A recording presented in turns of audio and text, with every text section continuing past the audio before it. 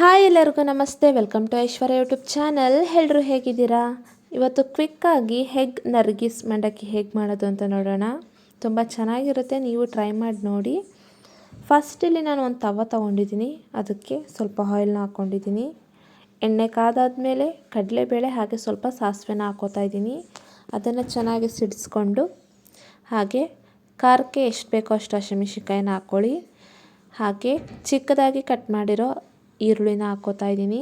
ಅದು ಕಲರ್ ಬರೋವರೆಗೂ, ಈರುಳ್ಳಿ ಕಲರ್ ಬರೋವರೆಗೂ ಚೆನ್ನಾಗಿ ಫ್ರೈ ಮಾಡ್ಕೊಳ್ಳಿ. ಹಾಗೆ ಫ್ರೈ ಮಾಡಿಕೊಂಡು ನಿಮಗೆ ರುಚಿಗೆ ತಕ್ಕಷ್ಟು ಉಪ್ಪನ್ನ ಹಾಕ್ಕೊಳ್ಳಿ. ಅದನ್ನು ಹಾಕ್ಕೊಂಡು ಚೆನ್ನಾಗಿ ಫ್ರೈ ಮಾಡಿಕೊಂಡು ಒಂದೆರಡು ಟೊಮೆಟೊನ ಚಿಕ್ಕದಾಗಿ ಕಟ್ ಮಾಡಿ ಹಾಕ್ಕೋತಾ ಇದ್ದೀನಿ. ಅದು ಸ್ಮ್ಯಾಶ್ ಆಗೋವರೆಗೂ ಚೆನ್ನಾಗಿ ಫ್ರೈ ಮಾಡ್ಕೊಳ್ಳಿ. ಅದಾದಮೇಲೆ ಸ್ವಲ್ಪ ಹುಣಸೆಹಣ್ಣು ರಸನ ಹಾಕ್ಕೋತಾ ಇದ್ದೀನಿ. ಇದನ್ನು ಹಾಕ್ಕೊಂಡ್ರೆ ತುಂಬ ಚೆನ್ನಾಗಿರುತ್ತೆ. ಬೇಕಿದ್ದರೆ ನೀವು ಸ್ವಲ್ಪ ಬೆಲ್ಲ ಕೂಡ ಆ್ಯಡ್ ಮಾಡ್ಕೋಬೋದು.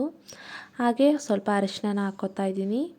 ಅದನ್ನು ಚೆನ್ನಾಗಿ ಫ್ರೈ ಮಾಡ್ಕೊಳ್ಳಿ. ಅದಾದಮೇಲೆ ನಾನಿಲ್ಲಿ ಮಂಡಕ್ಕಿನ ತೊಗೊಂಡಿದ್ದೀನಿ. ಅದಕ್ಕೆ ನಾವು ಮಾಡಿರೋಂತಹ ಒಗ್ಗರಣೆಯನ್ನು ಹಾಕ್ಕೊಂಡು ಚೆನ್ನಾಗಿ ಮಿಕ್ಸ್ ಮಾಡ್ಕೊಳ್ಳಿ. ಹಾಗೆ ನಾನಿಲ್ಲಿ ಒಂದು 2 ಸ್ಪೂನ್ ಆಗುವಷ್ಟು ಕಡಲೆ ಪುಡಿನ ಹಾಕ್ಕೋತಾ ಇದ್ದೀನಿ. ಹಾಗೆ ಚಿಕ್ಕದಾಗಿ ಕಟ್ ಮಾಡಿರೋ ಕೊತ್ತಂಬರಿ ಕೂಡ ಹಾಕ್ಕೋತಾ ಇದ್ದೀನಿ. ಹಾಗೆ ಚಿಕ್ಕದಾಗಿ ಕಟ್ ಮಾಡಿರೋ ಈರುಳ್ಳಿ ಇನ್ನು ಹಾಕ್ಕೊಂಡು ಚೆನ್ನಾಗಿ ಮಿಕ್ಸ್ ಮಾಡ್ಕೊಳ್ಳಿ. ಹಾಗೆ ಇಲ್ಲಿ ನಿಮಗೆ ಎಷ್ಟು ಬೇಕೋ ಅಷ್ಟು ಮೊಟ್ಟೆನ ತೊಗೋಬೋದು. ನಾನಿಲ್ಲಿ ಮೊಟ್ಟೆನ ಸ್ವಲ್ಪ ಉಪ್ಪು ಹಾಕ್ಕೊಂಡು ಬೇಯಿಸ್ಕೊಂಡಿದ್ದೀನಿ.